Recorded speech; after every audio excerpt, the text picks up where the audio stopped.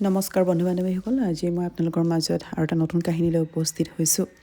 মই যেতিয়াই মোৰ দেওৰৰ কেঁচুৱাটোক গাখীৰ খুৱাইছিলোঁ, তেতিয়া দেওৰে আহি মোৰ কাষত বহে। মই লাজতে তেওঁক একো নকওঁ, কাৰণ দেওৰ দেখিবলৈ বহুত হেণ্ডচাম আছিল আৰু তেওঁ মোক তেওঁৰ কেঁচুৱা গাখীৰ খুওৱাৰ বাবদ 50,000 টকা দিছিল, যি মই একেবাৰে হেৰুৱাব বিচৰা নাছিলোঁ।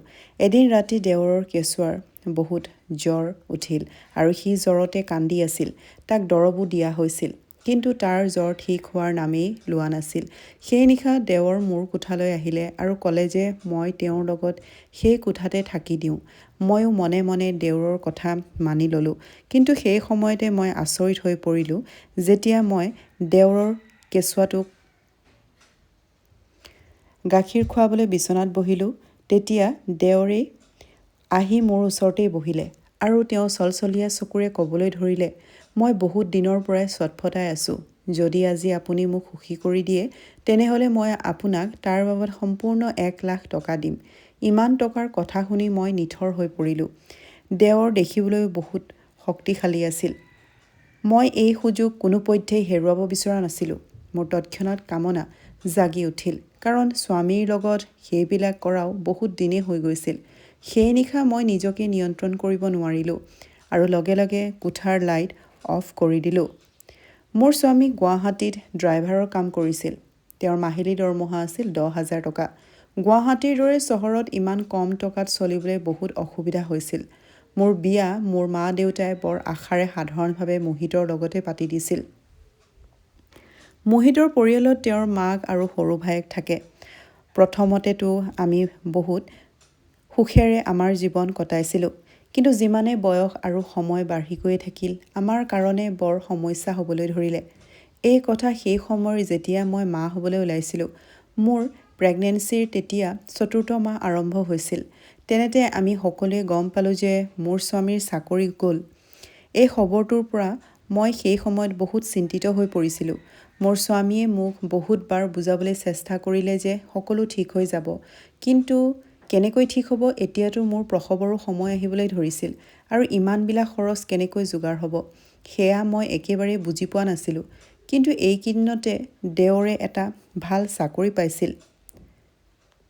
তেওঁৰ ইঞ্জিনিয়াৰৰ ডিগ্ৰী লৈ থৈছিল। সেই সময়ত তেওঁৰ দৰমহা 20,000 আছিল। এতিয়া ঘৰৰ সকলো খৰচ দেওৰৰ দৰমহাৰ পৰাই চলি আছিল। মোৰ স্বামীয়ে আগতে অলপ পইচা জমা কৰি থৈছিল, যাতে ডেলিভাৰীৰ সময়ত আমাৰ কোনো সমস্যা নহয়। এতিয়া মোৰ স্বামীয়ে চাৰিওফালে দিনে ৰাতিয়ে কাম বিচাৰিবলৈ ধৰিলে, কিন্তু তেওঁ ক'তো কাম পোৱা নাছিল। মোৰ শাহুৱে সেই সময়ত মোৰ বহুত ভালকৈ যত্ন লৈছিল। মোৰ শাহু এগৰাকী বহুত ভাল অন্তৰৰ মহিলা আছিল। লাহে লাহে এতিয়া মোৰ ডেলিভাৰীৰ সময়ো আহি পাইছিল। তাৰ পিছত মই এটা বহুত ধুনীয়া ল'ৰা সন্তান জন্ম দিছিলোঁ। কিন্তু দুখৰ কথা এইটোৱেই আছিল যে এতিয়ালৈকে মোৰ স্বামীয়ে ক'তো এটা কাম বিচাৰি পোৱা নাছিলে। কেঁচুৱা জন্ম হোৱাৰ পিছত এতিয়া দায়িত্ব আৰু খৰচ বাঢ়িবলৈ ধৰিছিল। সেইকাৰণে এতিয়া আমাৰ স্বামী স্ত্ৰীৰ মাজত কাজিয়া হোৱা আৰম্ভ হৈ গৈছিল। মোৰ স্বামীয়ে এতিয়া প্ৰায়ে এনেকৈ ক'বলৈ ধৰিছিল যে তেওঁ সোনকালেই কিবা এটা কৰিব। তেওঁৰ এজন বন্ধুৱে তেওঁক ডুবাইলৈ গৈ ড্ৰাইভাৰৰ কাম কৰিবলৈ কৈছিল আৰু বিদেশত উপাৰ্জনো বহুত ভাল হয়। তেতিয়া আমাৰ ঘৰৰ আৰ্থিক স্থিতিও বহুত ভাল হ'ব। মোৰ স্বামীৰ কথা ঠিকেই লাগিল, কাৰণ ইয়াত তেওঁ ইমান বিচাৰিও কাম এটা যোগাৰ কৰিব পৰা নাছিল। কিন্তু মোৰ স্বামীক বিদেশলৈ পঠিয়াবলৈ মোৰ একেবাৰে মন নাছিল। এতিয়াতো আমাৰ কেঁচুৱা জন্ম হৈছিলেহে, তাকো দেউতাকৰ প্ৰয়োজন আছিল। কিন্তু টকাৰ অভাৱৰ কাৰণে বাধ্য হৈ মই মোৰ স্বামীক বিদেশলৈ যাবলৈ অনুমতি দিলোঁ। এতিয়া মই গুৱাহাটীতে থাকি মোৰ সন্তানৰ দায়িত্ব পালন কৰি আছিলোঁ আৰু মোৰ স্বামীয়ে বিদেশত গৈ দিনে ৰাতিয়ে পৰিশ্ৰম কৰি আছিল। এতিয়া এনেকৈ এমাহ পাৰ হৈ গৈছিল। তেতিয়া মোৰ স্বামীয়ে মোলৈ তেওঁৰ দৰমহাৰ পইচা পঠিয়াই দিলে। সেয়া সম্পূৰ্ণ 40,000 টকা আছিল। ইমান টকা দেখি মই বহুত আনন্দিত হৈ পৰিছিলোঁ। মই ভাবিলোঁ যে শেষত ভগৱানে আমাৰ জীৱনৰ ৰাস্তা এটা উলিয়াই দিলে। এতিয়া মই অলপ টকা ঘৰৰ কামত খৰচ কৰিছিলোঁ আৰু কিছু টকা বচাই আমাৰ সন্তানৰ আহিবলগীয়া ভৱিষ্যতৰ কাৰণে জমা কৰিছিলোঁ। এতিয়া ঘৰত দেওৰৰো দৰমহা বাঢ়িবলৈ ধৰিছিল, কাৰণ এতিয়া তেওঁৰ চাকৰি এবছৰ হৈ গৈছিল। এদিন মই আৰু মোৰ শাহুৱে মোৰ সন্তানক খানা খুৱাই আছিলোঁ। তেতিয়াই দেওৰে দৌৰি মোৰ কোঠালৈ আহিলে আৰু ক'বলৈ ধৰিলে, মা আৰু নবৌ, আপোনাক দুয়োকে এটা ভাল খবৰ শুনাবলৈ বিচাৰিছোঁ। যেতিয়া আমি তেওঁক কি খবৰ বুলি সুধিলোঁ, তেতিয়া তেওঁ ক'লে যে তেওঁৰ এজনী ছোৱালী পচন্দ হৈছে, যিয়ে তেওঁৰ লগত সেই কোম্পানীতে কাম কৰে আৰু তেওঁ সোনকালেই তাইক বিয়া পাতিবলৈ বিচাৰিছে। দেওৰে আমাক তেওঁৰ মোবাইলত সেই ছোৱালীজনীৰ ফটো দেখালে, যি দেখিবলৈ অলপ আধুনিক ধৰণৰ আছিল। ফটো দেখিয়ে শাহুৱে ক'লে যে, বোপা, আমি মধ্যবিত্তীয় পৰিয়ালৰ মানুহ। কি সেই ছোৱালীজনীয়ে তোমাৰ লগত গোটেই জীৱন সুখেৰে থাকিব পাৰিব? তেতিয়া দেওৰে ক'লে যে, মা, সকলো বস্তু শিকালেহে শিকে, লাহে লাহে তাই সকলো শিকি যাব। মোৰ শাহুৱে ক'লে যে, বোপা, ভাবি চিন্তি বিয়া পাতিবা, কাৰণ গোটেই জীৱন তাইতো তোমাৰ লগতেই থাকিব লাগিব। আমাৰনো এতিয়া বয়সো হৈ গৈছে। তেতিয়া দেওৰে ক'লে যে, মা, আপুনি বেছি চিন্তা নকৰিব, মাত্ৰ বিয়াৰ কাৰণে অনুমতি দিয়ক, কাৰণ মই আজি সন্ধিয়াই সেই ছোৱালীজনীৰ লগত আপোনাক চিনাকি কৰাই দিম। আৰু এটা কথা, তাইৰ পৰিয়ালৰ মানুহ ইয়ালৈ আপোনালোকক লগ কৰিবলৈ আহিব নোৱাৰে, কাৰণ তেওঁলোকে আমাৰ বিয়াক লৈ মান্তি হোৱা নাই। তেওঁলোকে নিজৰ জীয়েকক বিয়া কোনো ধনী মানুহৰ ঘৰলৈ দিব বিচাৰিছে। মায়ে ক'লে যে, বোপা, পিছত যদি কিবা অঘটন ঘটে তেতিয়া আমি কাকনো ক'ম? দেওৰে ক'লে যে, মা, সেইবিলাক ভবাৰ কোনো প্ৰয়োজন নাই। যেতিয়া ছোৱালী নিজেই ৰাজি হৈছে, তেতিয়া মাক দেউতাকৰ লগত কোনো মতলব নাই। তেতিয়া আৰু শাহুৱে বিশেষ কথা নক'লে আৰু সন্ধিয়া ছোৱালীজনীক লগ কৰিবলৈ বিচাৰিলে। ময়ো ঘৰৰ কাম বহুত ভালকৈয়ে কৰিছিলোঁ। ময়ো মোৰ স্বামীক কৈ দিছিলোঁ যে, দীপকে এজনী ছোৱালীক ভাল পায় আৰু সন্ধিয়া তাইক আমাৰ ঘৰলৈ আমাক চিনাকি কৰাই দিবলৈ আহিব। সেই খবৰটো শুনি মোৰ স্বামীও বহুত সুখী হ'ল। সেই ছোৱালীজনী আহিব বুলিয়েই মই বিভিন্ন ধৰণৰ ব্যঞ্জন বনাইছিলোঁ আৰু যেতিয়াই 5 বাজিলে, দেওৰ আৰু ছোৱালীজনীয়ে ঘৰৰ ভিতৰলৈ আহি গ'ল। ঘৰৰ ভিতৰত সোমায়ে ছোৱালীজনীয়ে ঘৰৰ চাৰিওফালে ঘূৰি ফুৰি চাবলৈ ধৰিলে। তেতিয়াই তাই দেওৰৰ কাণত ফুচফুচাই কিবা ক'বলৈ ধৰিলে। মোৰ এনেকুৱা লাগিছিল যে ছোৱালীজনীৰ আমাৰ ঘৰটো বহুতেই সৰু যেন লাগিছিল, কিন্তু মই সেই কথা কাকোৱে নক'লোঁ। যেতিয়াই মই তাইক চাহ নাস্তা দিলোঁ, তেতিয়াই তাই ক'লে যে, ইয়াতেতো তেল বহুত আছে, এয়া খালে মোৰ ওজন বাঢ়িব, আৰু তাই এতিয়া ডায়েটিঙত আছে। প্ৰথম লগ পাওঁতে ছোৱালীজনীৰ এনেকুৱা আচৰণ দেখি মই ভাবিবলৈ ধৰিলোঁ যে, তাই পিছত কেনেকুৱা হ'ব। যিয়েই নহওক, সেইবিলাক ভাবি থাকি লাভ নাই। তেতিয়া দেওৰে মিচিকিয়াই হাঁহি ক'বলৈ ধৰিলে যে, মা, সেইবিলাক বাদ দিয়ক, আপোনালোকে মাত্ৰ ছোৱালী চাই লওক। ছোৱালীজনীৰ নাম প্ৰিয়া আছিল। মায়ে যেতিয়া তাইক সুধিলে যে, কি তুমি মোৰ ল'ৰাৰ লগত বিয়া হ'বলৈ বিচাৰা? তেতিয়া তাই ক'লে যে, অঁ, মই আপোনাৰ ল'ৰাক ভাল পাওঁ আৰু গোটেই জীৱন মই তেওঁৰ লগত থাকিব বিচাৰিছোঁ। যেতিয়া শাহুমায়ে তাইক তাইৰ পৰিয়ালৰ কথা সুধিলে, তেতিয়া তাই ক'বলৈ ধৰিলে যে, মোৰ মা দেউতা অলপ উচ্চ বংশৰ আৰু তেওঁলোকৰ চিন্তাধাৰাও উচ্চ। যদি তেওঁলোকে আপোনালোকৰ এই সৰু ঘৰটো দেখে, তেতিয়াহ'লে তেওঁলোকে কেতিয়াও এই বিয়াক লৈ মান্তি নহ'ব। বিয়া হৈ যোৱাৰ পিছত মই তেওঁলোকক নিজেই মান্তি কৰাই ল'ম। তেতিয়া তেওঁলোকে মোক নিশ্চয় আঁকোৱালি ল'ব। তেওঁলোকে মোক বহুত ভাল পায়। মোৰ দেওৰেও তাইৰ এই কথাত মান্তি হৈ গৈছিল।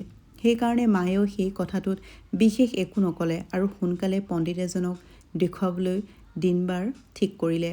তেওঁলোকৰ বিয়াক লৈ ইমানেই খৰধৰ আছিল যে 2 দিনৰ পিছতেই বিয়াৰ দিন ঠিক কৰিলে। তেতিয়া মায়ে ক'লে যে, ইমান জলদি আমি বিয়াৰ কথা কেনেকৈ কৰিম, আৰু এতিয়াতো তোমাৰ দাদাক এই কথা জনোৱাই নাই। সেই কথা শুনাৰ লগে লগে দেওৰে ক'লে যে, মই অতি সাধাৰণভাৱে বিয়া পাতিম। দেওৰৰ সুখৰ কাৰণে আমি বেছি আৰু একো নক'লোঁ। তাৰ পিছত মই মোৰ স্বামীক সকলো কথাই ক'লোঁ। তেতিয়া মোৰ স্বামীয়েও ক'লে যে, তেওঁলোকৰ জীৱনৰ সিদ্ধান্ত তেওঁলোকে নিজেই লৈছে, যেতিয়া তোমালোকে ইমান চিন্তা কৰাৰ কাৰণ নাই। তাৰ পিছত বহুত সাধাৰণভাৱে প্ৰিয়া আৰু দেওৰৰ বিয়া হৈ গ'ল। তাৰ পিছত প্ৰিয়া আমাৰ ঘৰৰ বোৱাৰী হৈ গ'ল। মই ভাবিছিলোঁ যে প্ৰিয়া অহাৰ পিছত ঘৰৰ দায়িত্ব মোৰ ওপৰত আধা হৈ যাব, কাৰণ মোৰ কেঁচুৱাটোকো এতিয়া চোৱা-চিতা কৰিবলৈ বহুত অসুবিধা হ'বলৈ ধৰিছিল। কিন্তু পিছদিনা ৰাতিপুৱা যেতিয়া মই প্ৰিয়াৰ দৰজাত টুকুৰিয়ালোঁ, তেতিয়া তাই দৰজাখনেই নুখুলিলে। আজি তাইৰ প্ৰথম দিনাৰ ৰীতি-নীতি কৰিবলৈ আছিল, কিন্তু তাইৰ কোনো চিন্তাই নাছিল। মায়ে বহুতবাৰ দৰজাত টুকুৰিয়াই মতাৰ পিছতহে দেওৰে দৰজা খুলিলে। তেতিয়া দেওৰে বাহিৰলৈ আহিলে আৰু ক'লে যে, মা, তাইক শুবলৈ দিয়ক, তাইৰ বহুত ভাগৰ লাগিছে। এতিয়া নবৌৱেক কৰিবলৈ দিয়ক। কি কৰিবলৈ আছে। যেতিয়া তাই উঠিব তেতিয়া তাই নিজেই কৰি ল'ব। কিন্তু যেতিয়া আমি ৰীতি নীতিৰ কথা ক'বলৈ ল'লোঁ তেতিয়া সেয়া কোৱাৰ আগতে দেওৰে দৰজাখন বন্ধ কৰি দিলে। মই আৰু শাহুমাই মনে মনে তাৰ পৰা গুচি আহিলোঁ। শাহুমাৰ মুখৰ ৰং সলনি হৈ যোৱা দেখি মই বুজিলোঁ যে শাহুমায়ে বহুত দুখ পাইছে। তেনেকৈয়ে দুপৰীয়া হৈ গ'ল। মই পাকঘৰলৈ গৈ ভাত বনাবলৈ ধৰিলোঁ। তেতিয়াই প্ৰিয়াই টোপনিৰ পৰা সাৰ পাই পাকঘৰলৈ আহিলে আৰু ক'বলৈ ধৰিলে, নবৌ, সোনকালে কিবা এটা খাবলৈ দিয়ক, মোৰ ভোক লাগিছে। শাহুমায়ে ক'লে যে বোৱাৰী, তোমাৰ অলপ নিয়ম আছে, তুমি আগতে অলপ মিঠা বনাবলৈ লাগিব। শাহুৰ কথা শুনি প্ৰিয়াই ক'লে যে এই নিয়ম চিয়মবোৰ মোৰ একো নহ'ব। এতিয়াতো মোৰ স্বামীক সময় দিব লাগে। মই ৰাতি মোৰ স্বামীৰ লগত ডিনাৰ কৰিবলৈ বাহিৰলৈ যাম। প্ৰিয়াৰ আগত আমি এতিয়া মৌন হৈ পৰিছিলোঁ। আমি তাইক এটা শব্দও নক'লোঁ। ৰাতি দেৱৰ আৰু প্ৰিয়াই বাহিৰত ডিনাৰ কৰি আহিছিল। এতিয়া এনেকৈয়ে তেওঁলোকৰ জীৱন চলি আছিল। তেওঁলোকে ৰাতিপুৱা অফিচলৈ গুচি গৈছিল আৰু ৰাতি বাহিৰতে ডিনাৰ কৰি ঘৰলৈ উভতিছিল। লাহে লাহে শাহুমায়ে প্ৰিয়াক একো ক'বলৈ এৰি দিছিল, কাৰণ তেওঁ বুজি উঠিছিল যে প্ৰিয়া কেনেকুৱা ধৰণৰ ছোৱালী আছিল। প্ৰিয়া এই ঘৰলৈ অহাৰ এতিয়া 2 মাহ হৈ গৈছিল, কিন্তু তাই আজিলৈকে ঘৰত একাপ চাহ বনোৱা নাছিল। ইফালে মই ঘৰৰ এই পৰিৱেশটো দেখি চিন্তিত হৈ পৰিছিলোঁ যে মই অকলে কেতিয়ালৈকে তাইৰ দায়িত্ব লৈ থাকিম। আৰু ইফালেও মোৰ স্বামীয়ে মোৰ লগত কথা পতাও বহুত কম কৰি দিছিল। মই প্ৰায়ে তেওঁৰ লগত কথা পাতিবলৈ বিচাৰিলে তেওঁ কয় যে তেওঁৰ কামৰ বহুত প্ৰেছাৰ পৰিছে, সেয়ে তেওঁ মোক সময় দিবলৈ পৰা নাই। এতিয়া মই শাহুকো একো ক'বলৈ পৰা হোৱা নাই, কাৰণ এতিয়া তেওঁৰো বয়স বহুত হৈছিল। অকলে গোটেই দিন ঘৰৰ কাম কাজ কৰি থাকিছিলোঁ আৰু পিছত যি সময় পাওঁ সেয়া মোৰ সন্তানক দিছিলোঁ। এদিন আমি খবৰ পালোঁ যে প্ৰিয়া মাক হ'বলৈ ওলাইছে। সেই কথাটোত মোৰ দেৱৰ বহুত সুখী হৈছিল, কিন্তু প্ৰিয়াই এতিয়া সন্তান বিচৰা নাছিল। দেওৰে বহুত বুজোৱাৰ পিছতহে প্ৰিয়া কেঁচুৱাৰ কাৰণে মান্তি হ'ল। এতিয়া মোৰ ঘৰৰ দায়িত্ব আৰু বেছি বাঢ়ি গৈছিল। দিনে দিনে মোৰ স্বাস্থ্য বৰ দুৰ্বল হৈ যাবলৈ ধৰিছিল। এইকেইদিনত যেতিয়াই মই মোৰ স্বামীক ফোন কৰিলোঁ তেতিয়া স্বামীয়ে কামৰ বাহানা কৰি কথা নপতাকৈ ফোন কাটি দিছিল। এতিয়া তেওঁৰ ফোন এসপ্তাহৰ মূৰতহে আহিবলৈ ধৰিছিল। লাহে লাহে তেওঁৰ আচৰণ সলনি হ'বলৈ ধৰিছিল। সেয়া দেখি মই বহুত চিন্তিত হৈ পৰিছিলোঁ। এতিয়া শাহুমায়ে মোৰ সন্তানক চোৱা চিতা কৰিছিল। প্ৰেগনেন্সিৰ কাৰণে প্ৰিয়াৰো মুড সলনি হৈ গৈছিল। তাই বহুত খিংখিঙীয়া স্বভাৱৰ হৈ গৈছিল। মই তাইক যি খাবলৈ বনাই দিছিলোঁ তাই সেয়া নাখায় বুলি কৈছিল। দেওৰে এই সকলোবিলাক ভালকৈ দেখি আছিল। এদিন তেওঁ মোৰ ওচৰলৈ আহিলে আৰু মোক ক'লে যে নবৌ, আপুনি আমাৰ সকলোৰে কাৰণে যিবিলাক কৰি আছে সেয়া বহুত ডাঙৰ কথা। আপুনি গোটেই ঘৰখনে ইমান ভালকৈ চলাই আছে, নিজৰ সন্তানৰ লগতে মোৰ সন্তানৰো চোৱা চিতা কৰি আছে। কিন্তু নবৌ, বেয়া নাপাব, প্ৰিয়াই এতিয়া তাইৰ প্ৰেগনেন্সিৰ কাৰণেহে এনেকুৱা আচৰণ কৰি আছে। যেতিয়া কেঁচুৱা জন্ম হ'ব তেতিয়া তাই বহুত সুখী হ'ব আৰু লাহে লাহে সলনি হৈ যাব। মই দেওৰৰ কথা মানি ল'লোঁ। প্ৰিয়াৰ যেতিয়া 5 মাহ সম্পূৰ্ণ হয় তেতিয়া মোৰ জীৱনলৈ এনেকুৱা এটা ধুমুহা আহিল যি মই ভাবিবও পৰা নাছিলোঁ। মই যোৱা 4 সপ্তাহৰ পৰা একেৰাহে মোৰ স্বামীলৈ ফোন কৰি আছিলোঁ। যেতিয়া বহুত দেৰিৰ পিছত ফোন উঠালে তেতিয়া মই লগে লগে চিঞৰি উঠিলোঁ। মোৰ স্বামীৰ ওপৰত খং কৰিবলৈ ধৰিলোঁ। কিন্তু এই সময়ত স্বামীৰ ফোনৰ পৰা কোনো মহিলাৰ মাত ভাহি আহিছিল। যেতিয়া মই আকৌ এবাৰ নম্বৰটো চেক কৰিলোঁ তেতিয়া সেই নম্বৰটো মোৰ স্বামীৰেই আছিল। মই সেই মহিলাজনীক সুধিলোঁ যে আপুনি কোন হয়? তেতিয়া তেওঁ ক'লে যে মই মোহিতৰ পত্নী। সেয়া শুনাৰ লগে লগে মই নিথৰ হৈ পৰিছিলোঁ। মই ক'লোঁ যে মোহিতক ফোন দিয়া। তেতিয়াই তাই মোহিতক ফোনটো দিলে আৰু মোহিতে ক'বলৈ ধৰিলে যে সাবিত্ৰী, মই ৰুবিনাক বিয়া পাতিলোঁ। মই ক'লোঁ যে তুমি মোৰ লগত তেনেকুৱা কেনেকৈ কৰিব পাৰা? তুমি এটা সন্তানৰ পিতৃ। এতিয়া বুজিলোঁ তুমি এই কাৰণেই মোৰ লগত ইমান দিন কথা পাতিবলৈ বিচৰা নাছিলা। মোক মিছা কৈ আছিলা যে তোমাৰ কামত বহুত প্ৰেছাৰ আছে বুলি। মই লগে লগে সেই কথাবোৰ শাহুমাকো কৈ দিলোঁ। তেতিয়াই তেওঁ নিজৰ পুতেকলৈ ফোন কৰিলে আৰু তেওঁক বহুত গালি পাৰিবলৈ ধৰিছিল। কিন্তু এতিয়া মাকৰ কথাই তেওঁৰ ওপৰত কোনো প্ৰভাৱ পেলোৱা নাছিল। তেওঁ ক'বলৈ ধৰিলে যে তেওঁ আৰু কেতিয়াও ভাৰতলৈ ঘূৰি নাহে। এনেকৈ কৈ তেওঁ ফোনটো কাটি দিলে। মই বাৰে বাৰে তেওঁৰ নম্বৰলৈ ফোন লগাই থাকিলোঁ, কিন্তু তেওঁ মোৰ নম্বৰটো ব্লক কৰি থ'লে। মই ভাবিবও পৰা নাছিলোঁ যে মোৰ লগত কেতিয়াবা এনেকুৱাও হ'ব পাৰে। মই দিনে ৰাতিয়ে মোৰ পৰিয়ালৰ সেৱা কৰিছিলোঁ। মোৰ স্বামীৰ মাকক চোৱা চিতা কৰিছিলোঁ, তেওঁৰ ভায়েকক চোৱা চিতা কৰিছিলোঁ, তেওঁৰ ভায়েকৰ পত্নীৰো যত্ন লৈছিলোঁ, কিন্তু তাৰ পৰিণাম মই এনেকুৱা পালোঁ যে মই ভাবিবও পৰা নাছিলোঁ। দেওৰেও যেতিয়া এই খবৰ পালে তেতিয়া তেওঁ ককায়েকৰ লগত কথা পাতিবলৈ ধৰিলে, কিন্তু মোৰ স্বামীয়ে দেওৰকো খং কৰিলে আৰু তেওঁৰ ফোন কাটি দিলে। এতিয়া সেই সময়ছোৱাত মোৰ লগত কি ঘটি আছিল সেয়া মোৰ বাহিৰে ভালকৈ কোনেও বুজিব পৰা নাছিল। ইফালে মোৰ সংসাৰ ভাঙিবলৈ ধৰিছিল আৰু ইফালে ঘৰৰ দায়িত্ব আৰু মোৰ সন্তান। মই অকলেই কেনেকৈ এইবিলাকৰ দায়িত্ব ল'ম? একমাত্ৰ শাহুৱে মোৰ সাহস দি আছিল। মোৰ মা দেউতাও যেতিয়া এই কথা গম পালে তেতিয়া তেওঁলোকেও বহুত খং কৰিলে। মোৰ শাহুৰো মুখৰ মাত নোহোৱা হৈ গৈছিল। তেওঁ মোৰ সন্মুখত তলমূৰ কৰি থিয় হৈ থাকে, কাৰণ সকলো ভুল তেওঁৰ পুতেকৰেই আছিল। মোৰ মা দেউতাই মোক তেওঁলোকৰ লগত যাবলৈও কৈছিল, কিন্তু মই মানা কৰিছিলোঁ। এতিয়া এনেকৈয়ে প্ৰিয়াৰ ডেলিভাৰীৰ সময় আহি পাইছিল। তেতিয়া তাই এটা ধুনীয়া ল'ৰা সন্তান জন্ম দিছিল। প্ৰিয়াক যেতিয়া হস্পিটেলৰ পৰা ঘৰলৈ আনিছিল তেতিয়া দেওৰে তাইৰ বহুত যত্ন লৈছিল, তাইক বহুত মৰম কৰিছিল। দেওৰ আৰু প্ৰিয়াৰ মৰম দেখি মই বহুত সুখী হৈ পৰিছিলোঁ। কেইদিনমানৰ পিছত প্ৰিয়াৰ মাক দেউতাকে তাইক লগ কৰিবলৈ আহিলে। তাইৰ দেউতাকৰ আমাৰ প্ৰতি ব্যৱহাৰ বহুত ভাল আছিল, কিন্তু মাকৰ আচৰণ বহুতেই বেয়া আছিল। তেওঁ কথাই কথাই আমাক অপমান কৰিব বিচাৰিছিল। আমি মাত্ৰ দেওৰৰ কাৰণেহে মনে মনে থাকিলোঁ। প্ৰিয়াৰ মাক দেউতাকেতো প্ৰথমতে বহুত খং কৰিছিল, কিন্তু সন্তানটোৰ সুখৰ কাৰণে তেওঁলোকে প্ৰিয়াক ক্ষমা কৰি দিছিল। এতিয়া প্ৰিয়াৰ মাকে সপ্তাহত 2-3বাৰ তাইক লগ কৰিবলৈ আমাৰ ঘৰলৈ অহা যোৱা কৰিছিল। এদিন মই তেওঁলোকৰ কোঠালৈ চাহ দিবলৈ গ'লোঁ। তেতিয়াই তেওঁলোকৰ দুৱাৰমুখৰ পৰা প্ৰিয়াৰ মাকে তাইক কোৱা শুনিলোঁ যে, তই কি চাই এই ল'ৰাটোৰ লগত বিয়া হৈছ, আৰু এতিয়া তোৰ জাজনীৰো খৰচ তোৰ স্বামীয়েই দিব লাগিব, আৰু তাইৰ সন্তানৰ দায়িত্বও তেওঁৱেই ল'ব লাগিব। তাইৰ স্বামীয়েতো তাইক এৰি থৈ গৈছে। মোৰ স্বামীৰ কথা শুনি মোৰ চকুৰ পৰা চকুৰ পানী ববলৈ ধৰিছিল। এয়াতো সঁচা কথাই কৈ আছিল। ইমান দিনৰ পৰা দেওৰেই আমাৰ চোৱা চিতা কৰি আছিল। প্ৰিয়াৰ মাকে দিনে ৰাতিয়ে প্ৰিয়াক নানা ধৰণৰ কথা কৈ থাকিছিল। তাৰ পিছত এদিন এনেকুৱা হ'ল যে প্ৰিয়াই নিজৰ কেঁচুৱাটোক এৰি চিৰদিনৰ কাৰণে মাকৰ ঘৰলৈ গুচি গ'ল। দেওৰে তাইক বহুত ৰখাবলৈ চেষ্টা কৰিছিল, কিন্তু তাই ক'লে যে তাই এতিয়া জীৱন জীয়াই থাকিব বিচাৰে। এতিয়া তাই এই কেঁচুৱাৰ দায়িত্ব ল'ব নোৱাৰে।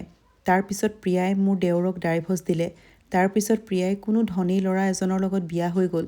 সেই খবৰটোৱে দেওৰক একেবাৰে ভাঙি পেলাইছিল। এতিয়া মোৰ ওপৰত আকৌ এবাৰ আকাশ খহি পৰা যেন লাগিছিল। এতিয়া মই এটা নহয় দুটাকৈ কেঁচুৱা চোৱা চিতা কৰিবলগীয়া হৈছিল। আৰু লগতে ঘৰৰ দায়িত্বও আছেই। মোৰ মা দেউতাই বাৰে বাৰে কৈ আছিল যে তই ঘৰলৈ আহি যা, আমি তোৰ দায়িত্ব ল'ম, কিন্তু মই তেওঁলোকৰ কথা আওকাণ কৰিছিলোঁ। এতিয়া মই মোৰ কেঁচুৱাটোৰ লগতে দেওৰৰ কেঁচুৱাকো গাখীৰ খুৱাবলৈ লৈছিলোঁ। দেওৰৰ কেঁচুৱাটো দেখিবলৈ বহুত মৰম লগা আছিল। এতিয়া দেওৰে যেতিয়াই ঘৰলৈ আহিছিল তেতিয়াই নিজৰ কেঁচুৱাটোৰ লগতে মোৰ কেঁচুৱাটোলৈও সকলো লাগতিয়াল বয় বস্তু আনি দিছিল। দুটাকৈ কেঁচুৱা চোৱা চিতা কৰাটো এজনী মহিলাৰ কাৰণে সঁচাকৈ বহুত কঠিন কাম, আৰু লগতে গোটেই ঘৰখনৰ কাম কাজ আছেই। সেইকাৰণে মোৰ স্বাস্থ্য দিনে দিনে বেয়া হৈ যাবলৈ ধৰিছিল। কিন্তু এতিয়া দেওৰে মোৰ বহুত যত্ন লৈছিল। সদায় মোক খোৱা বোৱা ভালকৈ কৰিবলৈ কৈছিল, কাৰণ তেওঁ জানিছিল যে এতিয়া তেওঁৰ সন্তানৰ চোৱা চিতা ময়ে কৰিব লাগিব। তেওঁ প্ৰায়ে মোক কৈ থাকে যে নবৌ, যদি মই সেইদিনা প্ৰিয়াক বিয়া নকৰালোহেঁতেন তেনেহ'লে মই কেতিয়াও এই দিন দেখিবলগীয়া নহ'লহেঁতেন। সঁচাকৈয়ে তাই মোৰ লগত মিলা, আমাৰ ঘৰৰ লগত মিলিব পৰা ছোৱালী নাছিল। এতিয়া মাত্ৰ মোৰ কেঁচুৱাটোক লৈয়ে চিন্তা। এতিয়া মোৰ ল'ৰা লাহে লাহে ডাঙৰ হ'বলৈ ধৰিছিল। আনহাতে দেওৰৰ সন্তান এতিয়াও কেঁচুৱাই হৈ আছিল। মই যেতিয়াই দেওৰৰ কোঠালৈ গৈ তেওঁৰ কেঁচুৱাটোক গাখীৰ খুৱাওঁ তেতিয়াই তেওঁ লাজতে কোঠাৰ পৰা বাহিৰলৈ ওলাই গৈছিল। এতিয়া এনেকৈয়ে সম্পূৰ্ণ এবছৰ পাৰ হৈ গৈছিল। ইফালে দেওৰৰ পত্নীয়ে তেওঁৰ সন্তানক এৰি গুচি গৈছিল আৰু মোৰ স্বামীয়ে মোৰ সন্তানক এৰি গৈছিল। এতিয়া দেওৰ আৰু মই নিজৰ সন্তানৰ কাৰণেই জীৱন পাৰ কৰি আছিলোঁ। এতিয়া দেওৰে যি উপাৰ্জন কৰে সেয়া মোৰ হাতত আনি দিছিল। মই যেতিয়াই সেয়া নলওঁ বুলি কওঁ তেতিয়াই তেওঁ কৈছিল যে এয়া আপোনাৰ অধিকাৰ, আপুনি মোৰ সন্তানৰ দায়িত্ব লৈছে, তাক লালন পালন কৰিছে, লগতে এই ঘৰখনো ভালকৈ চোৱা চিতা কৰিছে। মই তেওঁৰ কথা শুনি মৌন হৈ পৰিছিলোঁ। তেওঁ প্ৰতি সপ্তাহে বন্ধৰ দিনত মোক আৰু কেঁচুৱা দুটাক পাৰ্কত ফুৰাবলৈ লৈ যায়। তেতিয়া মই বহুত সুখী হৈ পৰোঁ। লাহে লাহে এই সকলোবিলাক মোৰ ভাল লাগিবলৈ ধৰিলে, কাৰণ বহুত সময়ৰ পিছত ময়ো কাৰোবাৰ মৰম পাইছিলোঁ, যি মোক মোৰ দেওৰে দি আছিল। তেওঁ এজন স্বামী আৰু পিতৃৰ দায়িত্ব পালন কৰি আছিল। এদিন মই আৰু দেওৰ দুয়ো আমাৰ সন্তানৰ লগত খেলি আছিলোঁ। তেতিয়াই মোৰ শাহু আমাৰ কোঠালৈ আহিলে আৰু ক'বলৈ ধৰিলে যে মোৰ তোমালোকৰ লগত অলপ কথা পাতিবলৈ আছে। তাৰপিছত তেওঁ ক'বলৈ ধৰিলে যে তোমালোকে ইজনে সিজনৰ লগত বিয়া পাতি লোৱা আৰু এই সম্পৰ্কৰ এটা নাম দিয়া, কাৰণ তোমালোক দুয়োৰে সন্তানক মাক আৰু দেউতাকৰ মৰম একেলগে প্ৰয়োজন। লগতে তেওঁলোকৰ পিতৃ মাতৃৰ পৰিচয়ো লাগে। মোৰ এজন পুত্ৰই বিশ্বাসঘাতকতা কৰিলে আৰু এজন পুত্ৰৰ জীৱন এজনী ছোৱালীয়ে ধ্বংস কৰিলে। মই মোৰ পৰিয়ালটোক মোৰ চকুৰে সন্মুখতে ভাঙি যোৱাটো চাই থাকিব নোৱাৰোঁ। সেইকাৰণে মই বিচাৰোঁ যে তোমালোক দুয়োৱে বিয়া পাতি লোৱা, আৰু এয়াই তোমালোক দুয়োজনৰ কাৰণেই ভাল হ'ব। যদি তোমালোক দুয়োৱে আন কাৰোবাৰ লগত বিয়া হোৱা, তেতিয়াহ'লে নাজানো তেওঁলোকে সঁচা অন্তৰেৰে এজনী মাক বা এজন দেউতাকৰ দায়িত্ব পালন কৰিব পাৰিব নে নোৱাৰে। সঁচাকৈয়ে শাহুমাই যি কৈছিল সেয়া সঠিকেই আছিল। দেওৰে গভীৰভাৱে ইজনে সিজনৰ চকুলৈ চাবলৈ ধৰিলে। কেনেবাকৈ ময়ো দেওৰৰ প্ৰতি আকৰ্ষিত হ'বলৈ ধৰিছিলোঁ, কাৰণ তেওঁ মোৰ বহুত যত্ন লৈছিল। তেওঁ মোৰ কেতিয়াও মোৰ টকা পইচাৰ অভাৱ হ'বলৈ দিয়া নাছিল। তেওঁ যি উপাৰ্জন কৰিছিল সেয়া পত্নীৰ দৰে মোৰ হাততেই দিছিল। মোৰ সন্তানৰো বহুত ভালকৈ যত্ন লৈছিল। সেইকাৰণে মাৰ এই কথাত মই কোনো ধৰণৰ আপত্তি নকৰিলোঁ, আৰু দেওৰো এই কথাটোত কোনো ধৰণৰ আপত্তি নাছিল। তেওঁ বিয়াৰ বাবে মান্তি হৈ গ'ল। তাৰ পিছত ঘৰতে পণ্ডিতক মাতি আমাৰ বিয়া পাতি দিয়া হ'ল। আজি মোৰ ফুলৰ শয্যা আছিল। দুয়োটা সন্তানকে মাৰ লগত শুৱাই থৈছিলোঁ। এতিয়া দেওৰক মোৰ স্বামীৰ ৰূপত দেখাটো মোৰ কাৰণে অলপ অদ্ভুত লাগিছিল। মই লাজে লাজে বিচনাত বহি আছিলোঁ। তেতিয়াই দেওৰ কোঠালৈ আহিলে আৰু মোৰ হাতত ধৰি ক'বলৈ ধৰিলে যে আজিৰ পৰা আপুনি মোৰ পত্নী। মই জানো যে এয়া আপুনি ইমান সহজভাৱে ল'ব নোৱাৰে, কিন্তু লাহে লাহে সকলো ঠিক হৈ যাব। আমাৰ দুয়োৰে জীৱন এটা পথতেই চলি আছিল। দাদা যোৱাৰ পিছত মোৰো বহুত দুখ লাগিছিল, কিন্তু বিশ্বাস কৰক, আজিৰ পৰা আপোনাৰ কেতিয়াও কোনো ধৰণৰ অসুবিধা হ'বলৈ নিদিওঁ। মই জীৱনভৰ আপোনাৰ লগতেই থাকিম, আৰু যেতিয়াই আপুনি আমাৰ এই সম্পৰ্কটো আগবাঢ়িবলৈ বিচাৰিব, তেতিয়াহে মই আগবঢ়াম। নিজৰ স্বামীৰ মুখৰ পৰা এনেকুৱা কথা শুনি মই বহুত সুখী হৈছিলোঁ। এতিয়া মই তেওঁৰ লগত বহুত সহজ হৈ উঠিছিলোঁ। সেই নিশা আমাৰ লগত একো নহ'ল, যদিও মই সদায় এগৰাকী পত্নীৰ দৰে মোৰ স্বামীক অফিচলৈ পঠিয়াইছিলোঁ আৰু ঘৰৰ দায়িত্ব লৈছিলোঁ, আৰু আমাৰ সন্তানৰো ভালকৈ যত্ন লৈছিলোঁ। এতিয়া মোৰ স্বামীয়ে মোক বহুত মৰম কৰিবলৈ লৈছিল। মোৰ বাবে সদায় উপহাৰো লৈ আহিছিল। এতিয়া লাহে লাহে মোৰ স্বামীৰ প্ৰতি মোৰ প্ৰেম হ'বলৈ ধৰিলে। এদিন মই ভাবিলোঁ যে মই তেওঁক ছাৰপ্ৰাইজ দিওঁ। সেইকাৰণে মই আমাৰ কোঠাটো বহুত ধুনীয়াকৈ সজালোঁ। যেতিয়া সন্ধিয়া স্বামী ঘৰলৈ আহিলে, তেতিয়া পৰিৱেশ দেখি আচৰিত হৈ পৰিল। আমাৰ বিয়াৰ সম্পূৰ্ণ 6 মাহ হৈ গৈছিল। কিন্তু বিয়াৰ পিছত স্বামী স্ত্ৰীৰ মাজত যি শাৰীৰিক সম্পৰ্ক হয়, সেয়া একেবাৰে হোৱা নাছিল। আজিৰ নিশাটো এটা স্মৰণীয় নিশা কৰিবলৈ বিচাৰিছিলোঁ।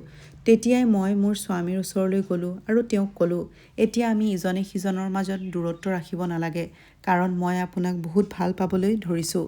মোৰ কথাত মোৰ স্বামীয়েও ক'বলৈ ধৰিলে যে তেওঁ মনেৰে এয়াই বিচাৰি আছিল। তাৰ পিছত আমি ইজনে সিজনক বহুত জোৰকৈ সাবটি ধৰিলোঁ। আমি দুয়ো বহুত দিনৰ পৰাই চটফটাই আছিলোঁ, আৰু তাৰ পিছত লগে লগে লাইট অফ কৰি দিলোঁ। ইজনে সিজনৰ বাহুৰ মাজত সোমাই পৰিলোঁ। এতিয়া মই মোৰ পৰিয়ালৰ লগত বহুত সুখী। জীৱনত যি হয় সকলো ভালৰ কাৰণেই হয়। বন্ধু বান্ধৱীসকল, কাহিনীটো শুনি কেনেকুৱা পালে কমেণ্ট কৰি জনাব। ভাল লাগিলে লাইক কৰি সকলোকে শ্বেয়াৰ কৰিব, আৰু চেনেলটো প্লিজ ছাবস্ক্ৰাইব কৰি দিব। আজিলৈ আহোঁ। ধন্যবাদ।